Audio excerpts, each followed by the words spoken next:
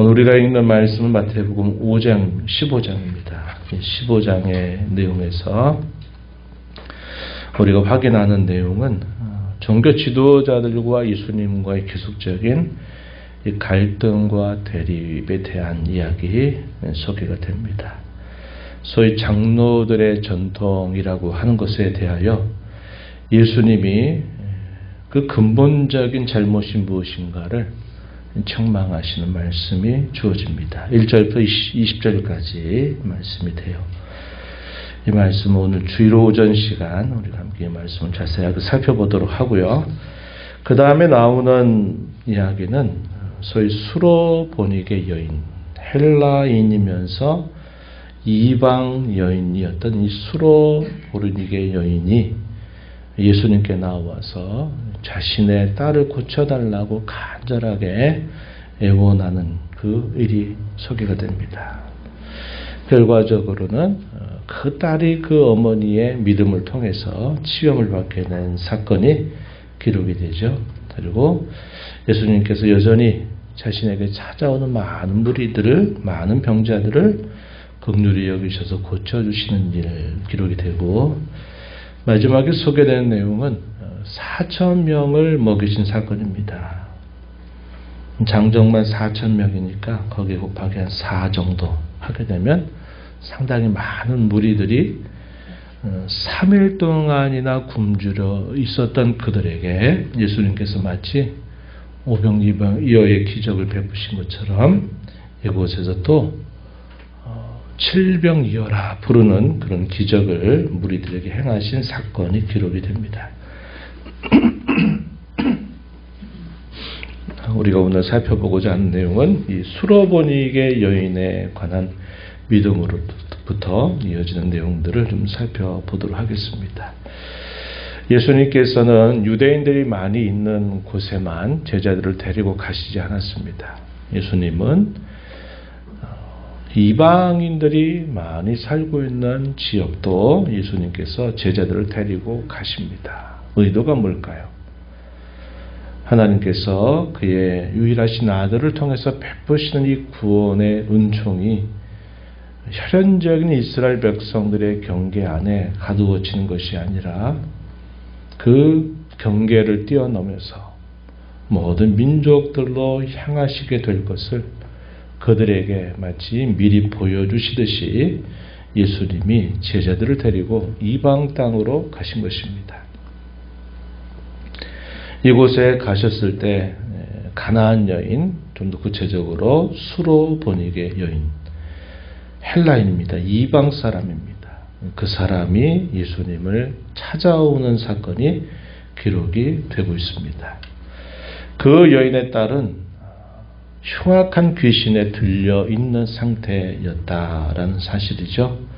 그래서 그 여인이 예수님이 그곳에 온다라는 소식을 들었는지 예수님을 향해서 찾아오게 된 것입니다. 찾아와서 예수님을 뵙기를 간절하게 구하는 모습을 보여줍니다. 22절 말씀을 보시면 가나안 여자 하나가 그 지경에서 나와서 소리질러 이르되 주 다윗의 자손이여 나를 불쌍히 여기소서. 내 딸이 흉악하게 귀신 들렸나이다. 큰 소리로 예수님을 향해서 크게 애원하는 여인이 등장한 것입니다. 다윗의 자손이여 라고 하는 이 말의 의미, 그 뜻 안에 담겨있는 의미는 하나님께서 약속하신 메시아라는 것을 포함하고 있는 뜻이죠. 그래서 다윗의 자손이여 라고 이렇게 부르는 것이 좀 이색적이죠.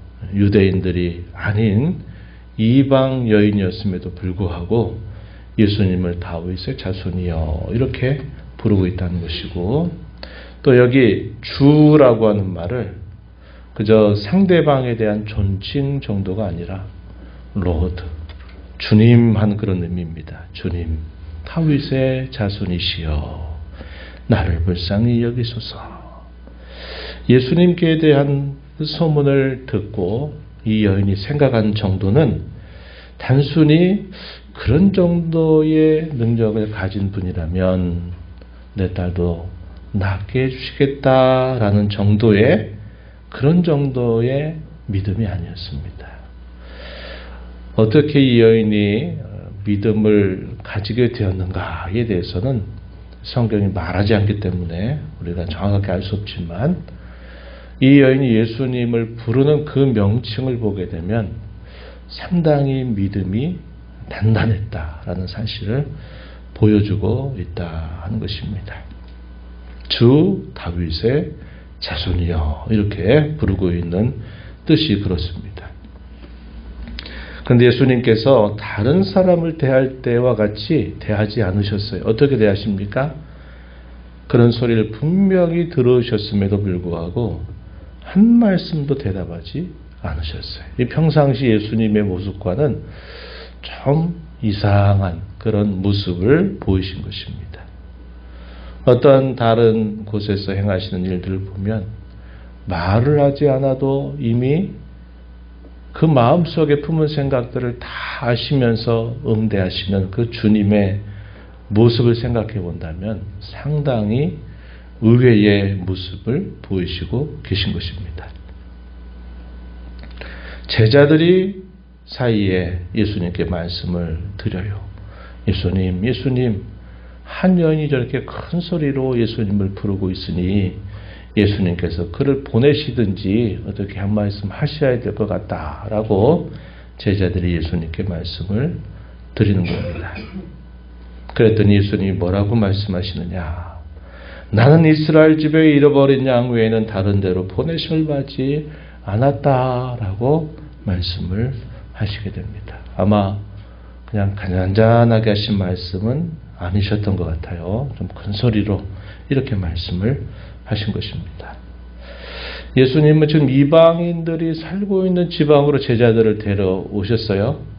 그런데 말씀은 나는 이스라엘의 잃어버린 양 외에는 나는 다른 데로 보내심 받지 아니했다 이런 말씀을 하셔요. 좀 이것도 의외적인 것입니다. 이제 이 여인이 예수님 앞에 더 가까이 찾아왔습니다. 그리고 예수님 발 앞에 엎드려 절을 하고서는 뭐라고 말하느냐? 주님, 저를 도와주소서 이렇게 말을 한 것입니다. 도와달라고 간절하게 외치는 것이죠. 그럴 땐 예수님이 또 뭐라고 말씀하세요? 자녀의 떡은 개들에게 던지는 것이 마땅하지 않다. 이렇게 또 말씀을 하셔요. 하지만 그 여인이 뭐라고 또 그 말씀에 대답을 하느냐? 27절입니다. 주여, 옳습니다.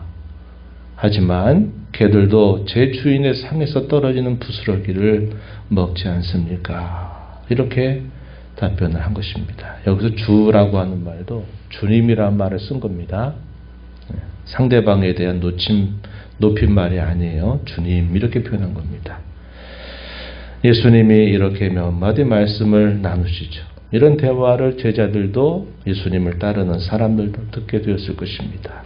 그때 비로소 예수님이 말씀하세요. 28절 여자여 내 믿음이 크도다. 내 소원대로 되리라. 이런 말씀을 하시게 되니까 그때부터 그의 딸이 나음을 입었다. 치유를 받았다라고 성경은 가르쳐주고 있습니다.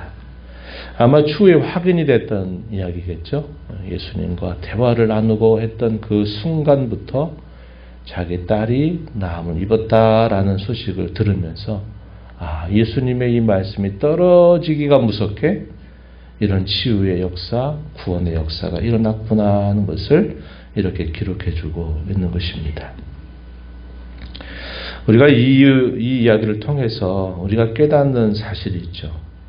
그것은 주님께서 계속 의도적으로 이 여인을 계속 낮추시는 일을 하신 겁니다. 말씀을 통해서 낮추신 거예요. 작은 믿음을 가지고 주님 앞에 나와도 내 믿음이 너를 구원하였다라고 그의 믿음을 축겨 세우시면서 네가 믿은 그 믿음이 너를 낫게 한 것이다 라고 말씀하시는 이 주님의 평상시의 태도와는 반대로 계속 깎아내리는 그런 말씀을 주심에도 불구하고 이 여인은 그럼에도 불구하고 주님밖에 없습니다 하는 이런 태도를 가지고 계속 작은 것이라도 자신에게 은혜를 달라고 애원하고 간청하는 모습을 보이고 있다 하는 것입니다. 주께서 이렇게 더 낮추시는 목적은 뭘까요? 많은 은혜를 주시려고 하시는 것입니다. 한 번, 두 번 했다가 안 되면 포기하고 에이 그래 안 되지 내 맘대로 해보리라 하는 그런 태도가 아니라 주께서 은혜를 주시지 않으면 안 된다고, 주님이 은혜를 주셔야만 된다고 간절하게 끝까지 애원하는 이 여인의 모습에 주께서 네 믿음이 참으로 크구나 이렇게 모든 사람 들으라고 하시는 말씀을 보게 됩니다.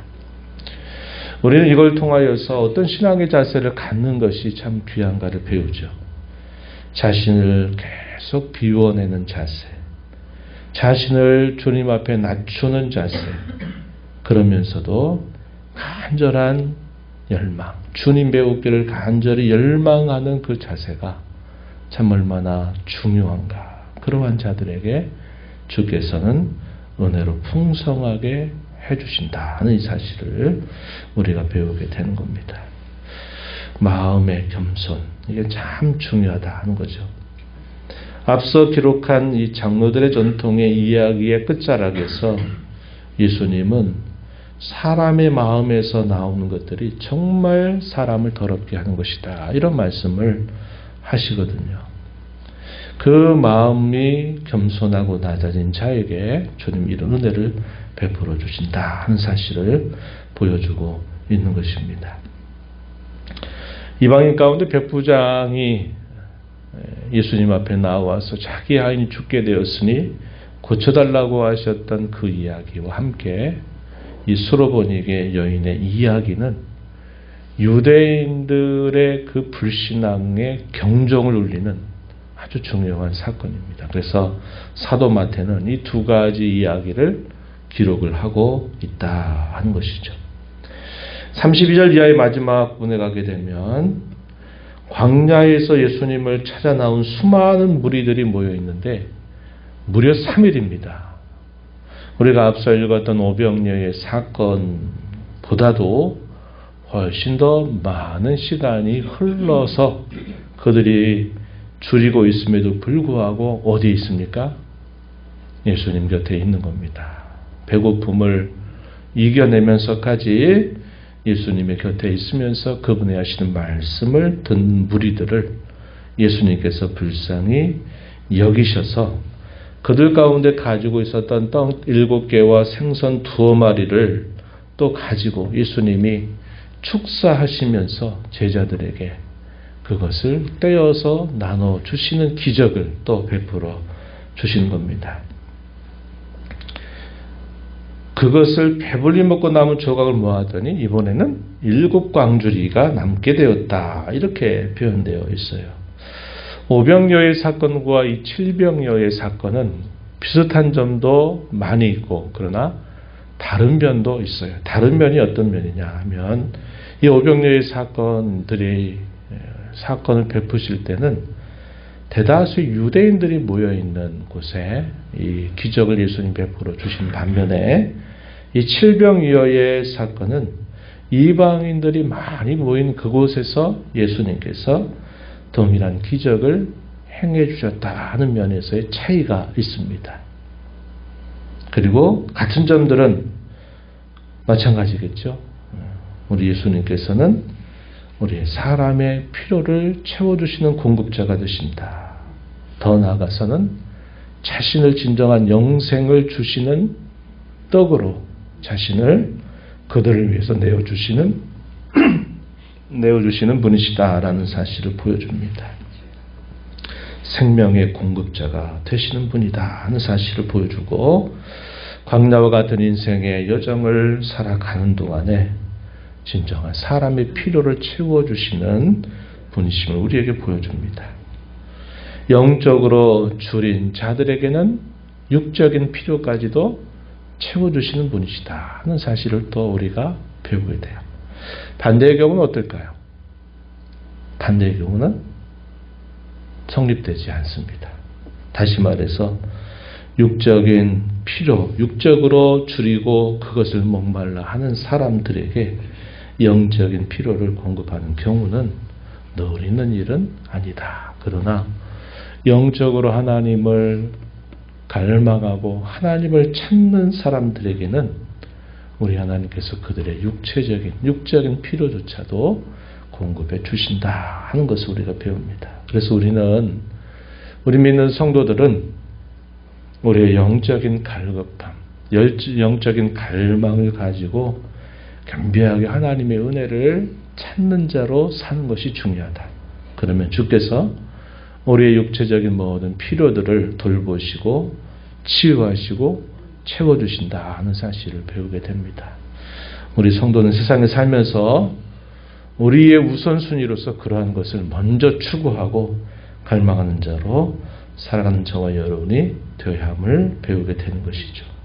오늘 복된 주일, 또 더저 살았던 저와 여러분들을 주께로 불러 모아 주십니다. 또 우리에게 하늘로부터 주시는 그런 풍성한 은혜를 받게 하시려고 우리에게 주게 한 날을 예비하신 것만큼 우리의 마음을 잘 준비해서 겸비하고 겸손한 마음, 낮아진 심령을 가지고 주 앞에 참으로 예배하면서 하늘로부터 주시는 진정한 기쁨과 평안, 또 안식 받아 누리는 복된 삶이 되기를 축복합니다. 하나님 아버지 감사합니다. 복된 주일 새벽 시간 저희를 깨워주셔서 오늘도 하늘 아버지 앞에 저희를 인도하시고 예수님께서 유대인들 뿐만 아니라 이방인들을 향하신 주님의 그 긍휼의 마음을 오늘 여러 이야기를 통해서 살펴보게 됩니다.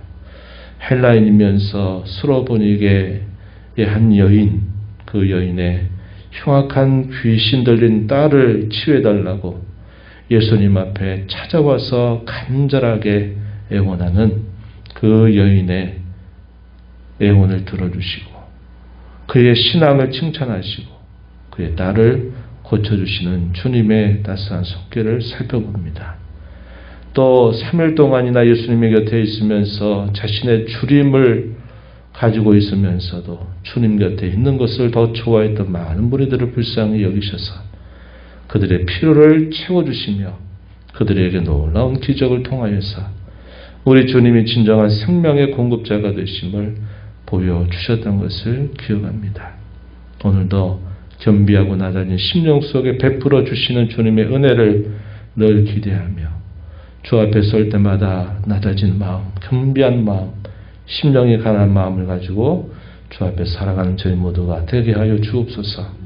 은혜의 보호자 앞에 나와 아버지 은혜를 구하는 모든 심령들의 간구를 기울여 주시고 응답해 주시기를 바라며 예수님 이름으로 기도하옵나이다. 아멘.